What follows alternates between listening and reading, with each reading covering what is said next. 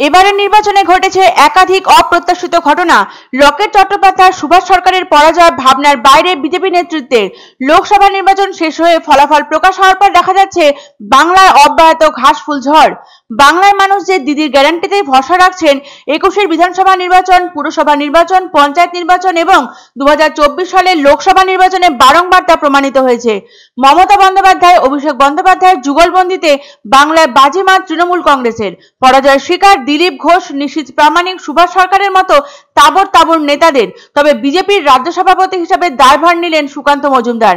যদিও বালুরঘাটে 10,386 ভোটে জয়ী হয়েছেন তিনি, পরাজিত তৃণমূলের বিপ্লব মিত্র। গতকাল বালুরঘাট থেকে নির্বাচনের কাজ মিটিয়ে আজ কলকাতায় এলেন বিজেপির রাজ্য সভাপতি সুকান্ত মজুমদার। নির্বাচনের পর থেকেই বহু বিজেপি কর্মী রাজ্যে এখনো ঘরছাড়া রয়েছেন। আজ সকালে সুকান্ত মজুমদার হাজির হলেন রাজ্য দপ্তর সহ বিভিন্ন জেলা ও কলকাতার বিভিন্ন ওয়ার্ড থেকে বিজেপির ঘরছাড়া কর্মীরা যেখানে আশ্রয় নিয়েছেন তাদের সাথে কথা বলতে। আগামীকাল অর্থাৎ শুক্রবার শুরু হবে বৈঠক। বিজেপির কেন্দ্রীয় নেতৃত্ব এই বৈঠকে বসতে চলেছে জয়ী প্রার্থীদের এবং দুই নেতাকে নিয়ে। বালুরঘাট থেকে জেতা সুবাদে জয়ী সাংসদ সুকান্ত মজুমদারও বৈঠকে থাকার নির্দেশ দেওয়া হয়েছে বাংলার জয়ী প্রার্থীদের। আজ সন্ধ্যা 6টার মধ্যে নয়াদিল্লিতে পৌঁছতে বলা হয়েছে সকল জয়ী প্রার্থীদের। বিজেপি এখন সংখ্যালঘু, কারণ লোকসভা নির্বাচনে সংখ্যাগরিষ্ঠতা পায়নি বিজেপি। আগেরবারের থেকে 6টি আসন কমেছে বিজেপির, তারা জিতেছে 12টি আসন। এই আবহে রাজ্যের বিরোধী দলনেতা শুভেন্দু অধিকারী এবং বিজেপির রাজ্য সভাপতি সুকান্ত মজুমদারকে ডেকে পাঠানো হলো নয়াদিল্লিতে। তমলুক লোকসভা কেন্দ্র থেকে জয়ী বিজেপি প্রার্থী অভিজিৎ গঙ্গোপাধ্যায় ইতিমধ্যেই রওনা হয়েছেন নয়াদিল্লির উদ্দেশ্যে। এদিকে বালুরঘাটে নির্বাচনের কাজ মিটিয়ে আজ কলকাতায় এসেছেন বিজেপির রাজ্য সভাপতি সুকান্ত মজুমদার। লোকসভা নির্বাচনের ফলাফল ঘোষণা হতে না হতেই ভোট পরবর্তী হিংসার ঘটনা ঘটছে বিভিন্ন জায়গায়। অধিকাংশ ক্ষেত্রেই আক্রান্ত হয়েছেন বিজেপির নেতা কর্মীরা। এইসব ঘটনার পর থেকে আতঙ্কে বাড়ি ছাড়া হয়ে রয়েছেন অনেক বিজেপি কর্মী।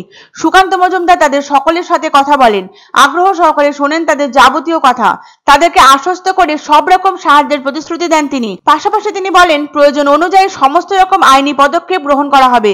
উল্লেখ্য, কোন ক্রমে জিতে গড় রক্ষা করেছেন বিজেপির সভাপতি সুকান্ত মজুমদার। দক্ষিণ দিনাজপুরে জেলা তৃণমূলের অভিজ্ঞ নেতা বিপ্লব মিত্রকে ময়দানে নামিয়েছিল তৃণমূল। উল্লেখ্য, বালুরঘাট আসন দখল করা। বিপ্লব মিত্র বর্তমানে রাজ্য মন্ত্রিসভার সদস্য। তবে শেষ পর্যন্ত জয় নিশ্চিত করে দুর্গ রক্ষা করেছেন বিজেপি সভাপতি। তবে উল্লেখযোগ্য ঘটনা হলো 2019 সালের থেকে 2024 সালের লোকসভা নির্বাচনে খারাপ ফল হয়েছে বিজেপির।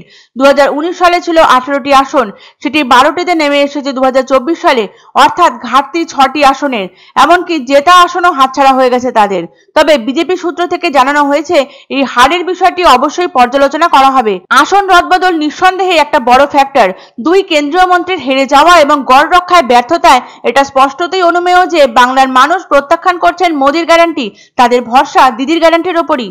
আমি তো মুখ্যমন্ত্রীকে অনুরোধ করব যে আপনি যান, আপনার রাজ্য তো, যারা বিজেপির ভোটার তারাও তো আপনার নাগরিক, তাদের প্রতি আপনার যদি দায়বদ্ধতা নেই, যদি না থাকে, তাহলে প্রকাশ্যে ঘোষণা করে দিন যে না, যারা বিজেপিকে ভোট দিয়েছে তাদের প্রতি আমার কোনো দায়বদ্ধতা নেই। আমরা মেনে নেবো, তখন আপনার কাছ থেকে কিছু এক্সপেক্ট করবো।